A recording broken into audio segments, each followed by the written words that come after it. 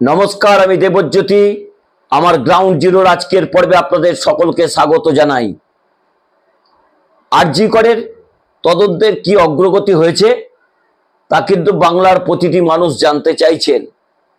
কারণ যেভাবে একজন এই রাজ্যের এক ডাক্তারি পড়ুয়া ছাত্রী যেভাবে 9ই আগস্ট মধ্যরাত্রে বা ভোররাত্রে মৃত্যু হয়েছে, যেভাবে তাকে প্রায় 30 মিনিট ধরে পাশবিক অত্যাচার তার উপর হয়েছে, তার বিচার চাইছেন গোটা বাংলার মানুষ।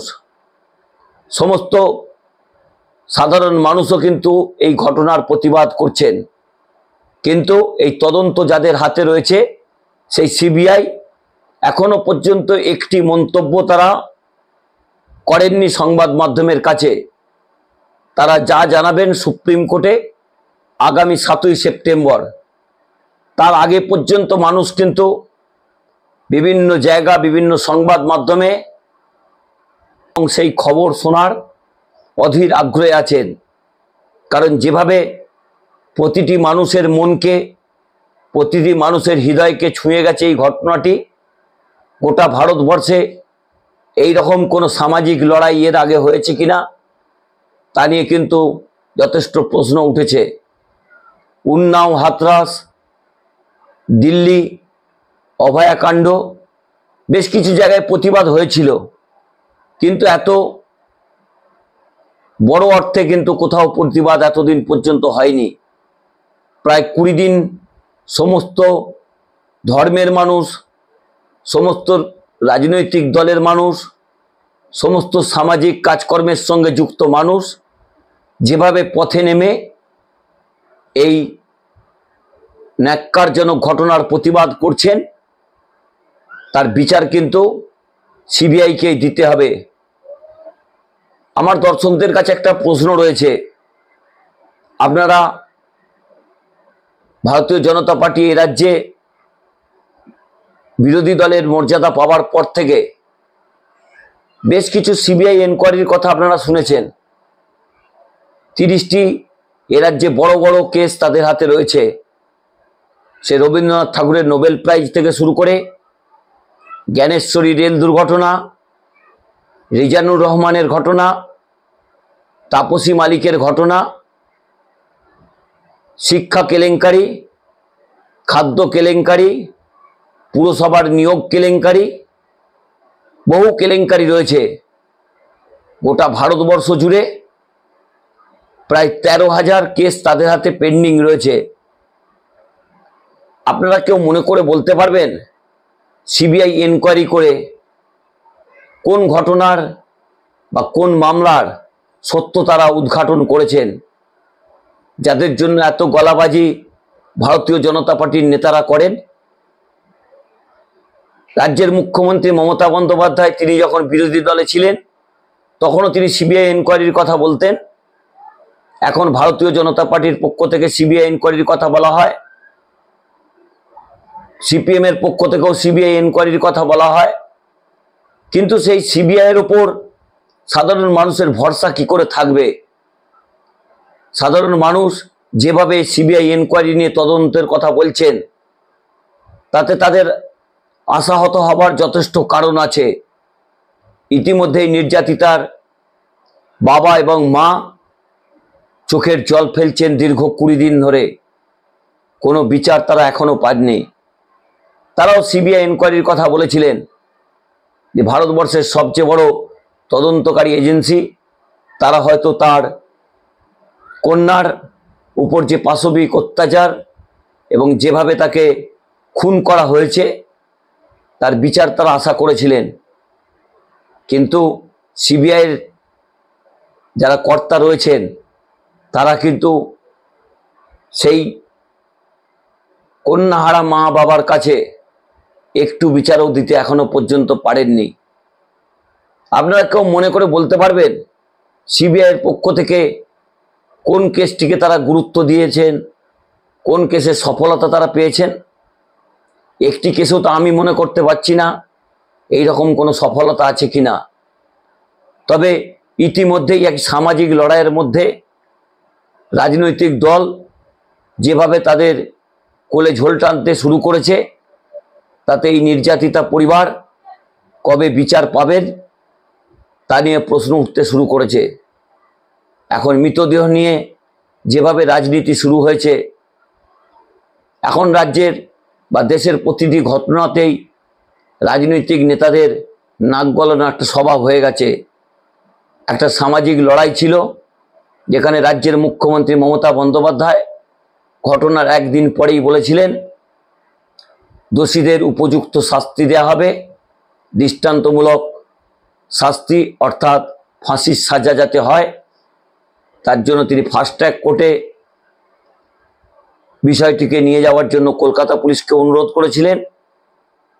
কিন্তু দেখা গেল মামলাটি নির্যাতিতা পরিবারের পক্ষ থেকে সিবিআই এনকোয়ারির আবেদন তারা করেছিলেন। বিকাশ ভট্টাচার্য তিনি তাদের হাতে সিবিআই এনকোয়ারির তদন্তের যে দাবি করেছিলেন সেটি তুলে দিয়েছেন। কিন্তু কি হলো, তদন্তের কোনো অগ্রগতি হয়নি।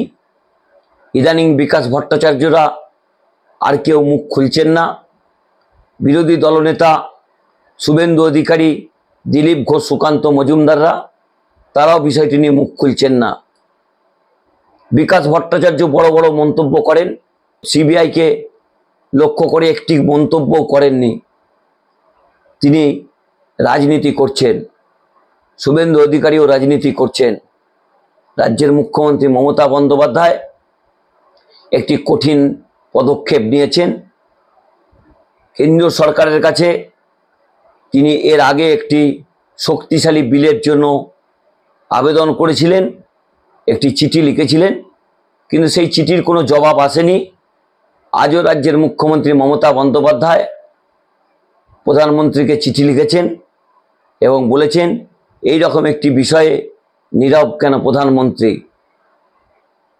অন্যদিকে পশ্চিমবঙ্গ বিধানসভায় আগামী সোমবার এবং মঙ্গলবার একটি বিশেষ অধিবেশন হবে। মঙ্গলবার এই বিলটি নিয়ে বিধানসভায় আলোচনা হবে। তা নিয়েও কিন্তু একটা রাজনীতি শুরু হয়েছে। বিরোধী দল অর্থাৎ ভারতীয় জনতা পার্টির নেতৃত্ব এখনো ঠিক করতে পারেননি এই রকম একটি কুৎসিত ঘটনার, যেখানে রাজ্যের মুখ্যমন্ত্রী চাইছেন এই ধর্ষণের বা বিরলতম ঘটনার জন্য ফাঁসির সাজা, সেই বিলে তারা অংশগ্রহণ করবেন কিনা। অর্থাৎ যে বিল রাজ্য বিধানসভায় পেশ হবে সেখানে ক্যাপিটাল পানিশমেন্ট অর্থাৎ ফাঁসির কথা থাকবে। সেই বিলটিকে তো সমস্ত রাজনৈতিক দলেরই সমর্থন করা উচিত। আইএসএফের পক্ষ থেকে যদিও বিষয়টিকে তারা সমর্থন করবেন, বিজেপির পক্ষ থেকে তারা খুব বিপদে পড়েছেন। যদি তিনি এই বিলটিকে সমর্থন করেন ভারতীয় জনতা পার্টির নেতারা, তাহলে কিন্তু সিপিএমের পক্ষ থেকে বলা হবে যে মমতার পাশে দাঁড়িয়েছে বিজেপি। আবার যদি সমর্থন না করেন তাহলে মানুষ কিন্তু বলতে শুরু করবে এই রকম একটি কুৎসিত ন্যাক্কারজনক ঘটনার যে ধর্ষণ বিরোধী বিল বিধানসভায় আসছে সেটিকে সমর্থন করছেন না ভারতীয় জনতা পার্টির নেতারা। এখন দুটি পথই খোলা আছে শুভেন্দু অধিকারীর কাছে, তিনি কোন পথটি বেছে নেন। তবে রাজনৈতিক কারবারিরা বলছেন এই বিলটিতে ভারতীয় জনতা পার্টির সরকারের পক্ষেই মত দেওয়া উচিত, না হলে কিন্তু বাংলার মানুষের কাছে অন্য বার্তা যাবে। তবে বিজেপির কাছে একটা বিপদও আছে, কারণ যেভাবে তাদের প্রায় 1900 নেতার বিরুদ্ধে ধর্ষণ এবং খুনের অভিযোগ রয়েছে, তাতে তাদের এই বিলটিকে সমর্থন করা বেশ কঠিন। অন্যদিক থেকে রাজ্যের মুখ্যমন্ত্রী এই বিলটি যাতে বিধানসভায় পেশ হয় এবং পাস হয় তার জন্য কোনো কসুর করবেন না। আগামী কয়েকটা দিন অত্যন্ত রাজনৈতিকভাবে যেমন গুরুত্বপূর্ণ, তেমনি সামাজিক একটা প্রেক্ষাপট রয়েছে। কারণ এই রকম একটি ঘটনাতে কি পদক্ষেপ বিজেপি নেয় তার দিকেই তাকিয়ে আছে রাজনৈতিক মহল। অন্যদিকে সিপিএমের পক্ষ থেকেও বিষয়টিকে তাদের পক্ষে আনার জন্য তারাও রাজনৈতিক আন্দোলন করছেন। একজন নির্যাতিতা মহিলার বাবা এবং মা বিচার চাইছেন। আর এই রাজনৈতিক দলগুলি তাদের রাজনীতির প্রসার যাতে হয় তার জন্য তারা পথে নেমে পড়ছেন এবং একে অপরকে কুৎসিত ভাষায় আক্রমণ করছেন। বিজেপির পক্ষ থেকে যে বিষয়টিকে রাজনৈতিকভাবে তারা আন্দোলন শুরু করেছেন, সেই দিনটির জন্যই রাজ্যের মুখ্যমন্ত্রী অপেক্ষা করছিলেন। কারণ রাজনৈতিক নেতারা যখন পথে নেমে পড়েছেন তখন বিচার কিন্তু আরও দীর্ঘ থেকে দীর্ঘতর হবে। অন্যদিকে সিবিআইয়ের পক্ষ থেকে সন্দীপ ঘোষকে আজকে নিয়ে 14 দিন পর পর জেরা করা হচ্ছে। 112 ঘন্টা অতিক্রান্ত হয়েছে। তারা কোন তদন্ত করছেন? আরজি করের ডাক্তারি মহিলা পড়ুয়া ছাত্রীর মৃত্যুর তদন্ত করছেন, নাকি আরজি করের আর্থিক দুর্নীতির তদন্ত করছেন?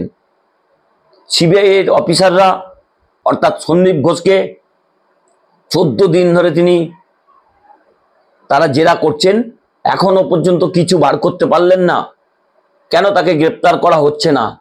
যার বিরুদ্ধে এত অভিযোগ রয়েছে, তিনি নাকি মানবদেহ পাচার করেছেন, তিনি নাকি বর্জ্য দুর্নীতিতে যুক্ত রয়েছেন, তিনি নাকি ক্যান্টিন দুর্নীতিতে যুক্ত রয়েছেন, তিনি নাকি জাল ওষুধ কারবারে যুক্ত রয়েছেন।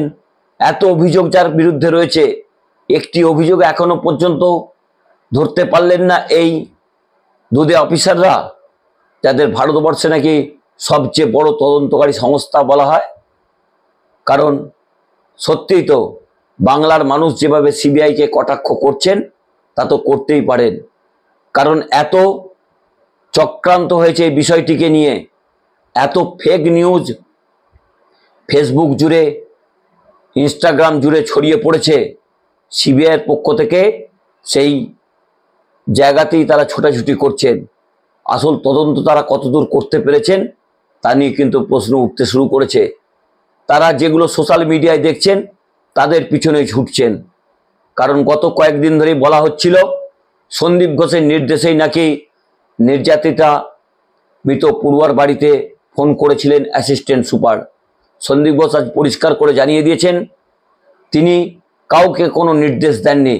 তিনি ফোন করেছিলেন তালা থানার অফিসার ইনচার্জকে, তিনি ফোন করেছিলেন চেস্ট মেডিসিনের এইচওডিকে, রোগী কল্যাণ সমিতির চেয়ারম্যান সুদীপ্ত রায়কে।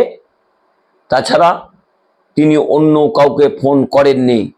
কারণ যেভাবে ফেসবুক এবং হোয়াটসঅ্যাপে এবং ইনস্টাগ্রামে লেখা হচ্ছিল যে সন্দীপ ঘোষের নির্দেশেই নাকি এই ফোন কল করা হয়েছে, সেখানে সন্দীপ ঘোষ পরিষ্কার করে জানিয়ে দিয়েছেন একেবারে মিথ্যা। যেভাবে তার বিরুদ্ধে কুৎসা ছড়ানো হচ্ছে তার জবাব তিনি কিন্তু ইতিমধ্যে সিবিআইয়ের কাছে দিয়েছেন। অর্থাৎ যে বিচারের জন্য গোটা দেশের মানুষ অপেক্ষা করছেন, সেই নির্যাতিতা তরুণীর বাবা এবং মা প্রতিদিন চোখের জল ফেলছেন, সেই বিচার কি তিনি পাবেন? কিন্তু যতদূর দেখা যাচ্ছে তাতে সিবিআইয়ের পক্ষ থেকে এখনো পর্যন্ত তেমন কোনো উৎসস্থল তারা খুঁজে পাননি। তারা কি খুঁজছেন সেটাই হয়তো তারা জানেন না। না হলে একজন প্রাক্তন প্রিন্সিপালকে 14 দিন ধরে 110-12 ঘন্টা ধরে জেরা করলেন, তাকে এখনো পর্যন্ত গ্রেপ্তার করতে পারলেন না। ইতিমধ্যে তৃণমূল কংগ্রেসের পক্ষ থেকে অভিষেক বন্দ্যোপাধ্যায় পরিষ্কার করে জানিয়েছেন যার বিরুদ্ধে এত দুর্নীতি রয়েছে তাকে কেন গ্রেপ্তার করতে পারছেন না। অর্থাৎ যে কথা দিয়ে শুরু করেছিলাম যে আরজি করের ঘটনার গোটা দেশের মানুষ, গোটা বাংলার মানুষ জানতে চাইছেন বিচার কবে পাবেন। আমারও সেই একই প্রশ্ন, বিচার কবে পাবেন? কারণ আমরাও সকলের মতো চাই উই ওয়ান্ট জাস্টিস, কিন্তু সেই জাস্টিস কি মিলবে? কিন্তু যত দিন যাচ্ছে যেভাবে রাজনৈতিক কারবারিদের মধ্যে ঢুকেছে তাতে বিচার পাওয়া সত্যি একটা প্রশ্ন চিহ্নের সামনে দাঁড়িয়ে রয়েছে। নমস্কার, আমি দেবজ্যোতি। আমার এই পর্বটি যদি ভালো লাগে চ্যানেলটি সাবস্ক্রাইব করবেন, বেল আইকনটি ক্লিক করে আমার পাশে থাকবেন। শুভরাত্রি।